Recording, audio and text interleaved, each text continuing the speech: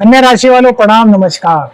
बुध देव का गोचर 7 मई से 23 मई तक आपके अष्टम स्थान में रहेगा और बुध का कन्या राशि वालों के लिए विशेष महत्व है मेरे मित्रों, क्योंकि बुध ही आपके लग्नेश हैं, आपके शरीर के स्वामी हैं।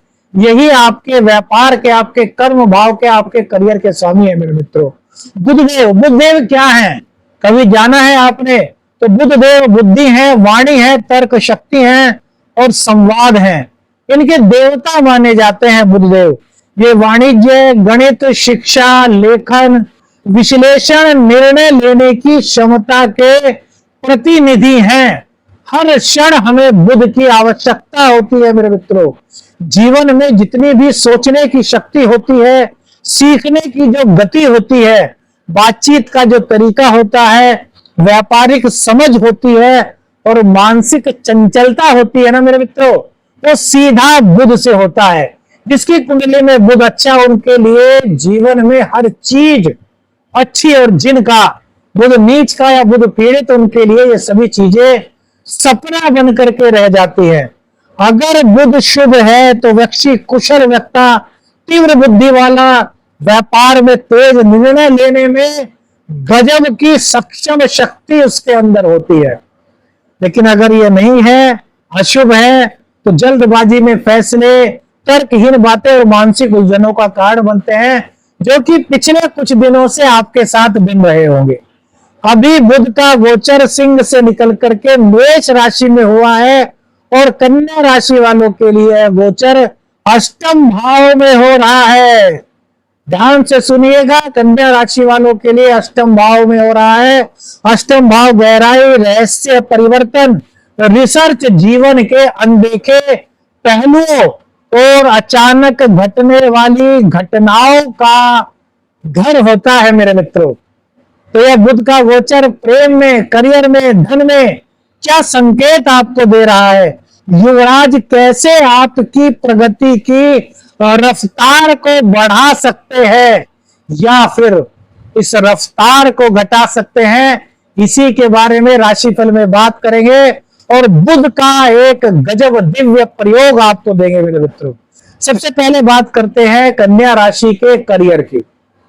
कई दिनों से आप लोग परेशान हैं करियर को लेकर के, नौकरी को लेकर के, व्यापार को लेकर के। तो देखिए, यह समय उन लोगों के लिए बहुत अच्छा कहा जाएगा जो अनुसंधान से जुड़े हैं, जो गुप्त रणनीतियों पर काम करते हैं, जो बैकएंड वर्क से जुड़े क्षेत्रों के लिए है।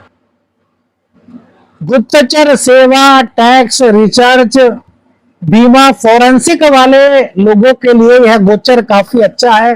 लेकिन इसके अलावा जो अन्य क्षेत्र हैं मेरे मित्रों, वहां पर थोड़ी दिक्कत आपको बुध के अष्टम में होने के कारण झेलनी पड़ सकती है। कार्यस्थल पर अनावश्यक बहस या झूठी बातों से आपको बचने की ज्योतिषीय सलाह इस गोचर काल के दौरान दी जाती है मेरे मित्रों। बुधदेव आपके व्यापार की रफ्तार को बढ़ाने में मदद करेंगे, लेकिन मेहनत बहुत कराएंगे। मेहनत के आशानुकूल परिणाम मिलने में थोड़ी दिक्कत आपको इस गोचर काल के दौरान हो सकती है मेरे मित्रों। तो थोड़ा सा आपको फोकस करना होगा अपने निर्णय पर। जल्दबाजी में निर्णय मत लीजिए। गुप्त शत्रु इस दौरान सक्रिय रह सकते हैं, तो आपको चारों तरफ देख करके ही कार्य करना है। स्वास्थ्य की बात करें तो अष्टम भाव का संबंध आकस्मिक रोग या पुराने रोगों के उभरने से भी होता है। तो कोई पुराना रोग इस गोचर काल के दौरान आपको उभर सकता है। पेट की दिक्कत, नर्वस सिस्टम की दिक्कत या त्वचा संबंधी कोई दिक्कत इस गोचर काल के दौरान आपको परेशान कर सकती है। किसी भी लक्षण को नजरअंदाज मत करें। नियमित योग करें, मेडिटेशन करें, संतुलित आहार और रात्रि के समय भोजन करने से यदि आप बचते हैं तो काफी सकारात्मक चीजें आपके साथ मेरे मित्रों हो सकती है। पारिवारिक जीवन के लिए जीवन में थोड़ी सी खामोशी या भावनात्मक दूरी बढ़ रही है। देखिए, बुद्धि के प्रतीक है, वाद मतलब कि वाणी के प्रतीक है, और अष्टम में चले जाएंगे तो आदमी खुद में खो सा जाता है। आदमी अपनी काल्पनिक भावनाएं बुनना लगता है, तो परिवार को समय नहीं दे पाता। तो इसलिए परिवार के साथ समय को बिताने का प्रयास करें। कोई बड़ा आपकी सलाह देता है, वरिष्ठ जन आपको सलाह देता है, तो उस सलाह को नजरअंदाज मत करें, क्योंकि वो सलाह आपके लिए फायदेमंद हो सकती है। संतान से जुड़ी कुछ दिक्कत आपको हो सकती है। किसी मतलब यदि आपकी संतान युवा अवस्था में है ना, तो उसको करियर को लेकर के कोई मानसिक उलझन आ सकती है। तो आपको क्या काम करना है कि आपको संयम से काम लेना है, बच्चे की भावनाओं को समझना है, बच्चा क्या कहना चाहता है उस चीज को समझें, और तब कोई निर्णय लें। उसको सही निर्णय लेने के लिए आपको भी यदि किसी वरिष्ठ से सलाह लेनी पड़े तो उसके लिए शर्माए मत मेरे मित्रों। अब बात करते हैं प्रेम संबंधों की। बुध अष्टम में है, और अष्टम में होने के कारण प्रेम संबंधों में रहस्य या शक की भावना जन्म ले सकती है। तो अगर आपका जो रिश्ता है वो सच्चा है, तो पारदर्शिता बनाए रखें। छोटी बातों को भूल करके भी तूल देने से आपको बचना चाहिए, वरना रिश्ता बिगड़ सकता है। किसी को भी अपने जीवन में प्रवेश मत करने दें, अर्थात प्रेम जीवन आपका है, आपको साथ बिताना है। किसी और की बात पर बिल्कुल भी यकीन ना करें। शक का बीज 23 मई तक अपने जीवन में बिल्कुल भी मत बोने दें मेरे मित्रों, क्योंकि बुध अष्टम में है, बुद्धि को भ्रमित कर देगा। और जब बुद्धि भ्रमित हो जाती है मेरे मित्रों, तो कहीं ना कहीं रिश्तों में खटास आ सकती है। और हमें प्रेम संबंधों को, अगर आपके प्रेम संबंध सच्चे हैं, तो उन्हें आगे तक लेकर के चलना है। किसी की बातों में आकर के उनको तोड़ने में हमें विश्वास नहीं रखना। टूटने में सेकंड लगती है मेरे मित्रों, लेकिन बनने में जमाना गुजर जाता है, आपको पता है। व्यापार और व्यवसाय की यदि बात करें, तो यह समय प्लानिंग बनाने का है, रणनीति बनाने का है। जल्दबाजी में कोई भी फैसला बिल्कुल मत लें। किसी भी नए बिजनेस की शुरुआत करने की सोच रहे थे, इस दौरान नई शुरुआत करने से आपको बचना चाहिए। देखिए, बुध देव का अष्टम में होना आकस्मिक रूप से मां लक्ष्मी की प्राप्ति आपको करा सकता है, लेकिन भैया किसी भी डॉक्यूमेंट पर साइन करें तो उसको समझ लें, उसको पढ़ लें। किसी पर भी आंख मूंद करके विश्वास करने से बचें। और कोई भी निवेश यदि आप करते हैं, वैसे तो सलाह है कि 23 माह तक निवेश करने से बचें, लेकिन करते हैं सतर्कता के साथ करें, अनुभवी लोगों से सलाह लेकर के करें। खुद का निर्णय इसमें लेने से आपको बचना चाहिए। भाग्य सप्तम में आपका बैठा है शुक्र, जो कि आपके भाग्य भाव का स्वामी है और आपके सेकंड हाउस का स्वामी, यानी कि धन का और आपके भाग्य का स्वामी सप्तम में बैठा है शनि के साथ। तो भाग्य बुध के अष्टम में रहने के कारण कुछ समय के लिए ठहराव की स्थिति में रहेगा। यह समय एक तरीके से कहें तो भाग्य यह कह रहा है कि आप आत्ममंथन करिए। काम छोटा या बड़ा नहीं होता, उसे करने से शर्माइए मत। यदि आपको कहीं सीखने को मिल रहा है और वो कोई बहुत छोटा व्यक्ति है या आपका स्टेटस उसके स्टेटस से मेल नहीं खाता, तो भी अपने मन से स्टेटस की बात निकाल दीजिए। सब ईश्वर के बनाए हुए हैं।